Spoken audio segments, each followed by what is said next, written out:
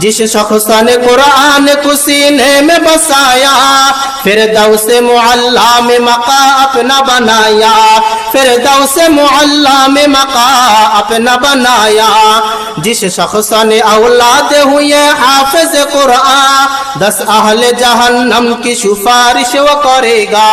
ছেলে সন্তানকে যদি কোরআন হাফেজ বানান, ওই ছেলে সন্তান কিয়ামতের ময়দানে যাদের ব্যাপারে আল্লাহ রাব্বুল আলামিন ঘোষণা করে দিবেন এই পরিবার জাহান্নামী, এই পরিবার জাহান্নামী, ওই পরিবারের মধ্যে যদি একজন কোরআন হাফেজ থাকে, যদি একজন কোরআন হাফেজ থাকে, ওই হাফেজ ওই পরিবার থেকে 10 জনকে বিনা হিসাবে আল্লাহর জান্নাতের মধ্যে নিয়ে যাবে।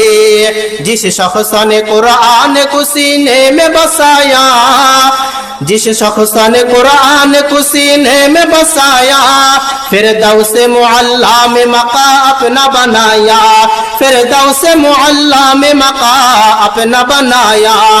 जिस शख्स ने औलाद हुए हाफिज कुरान, 10 अहले जहन्नम की सिफारिश वो करेगा, 10 अहले जहन्नम की सिफारिश वो करेगा।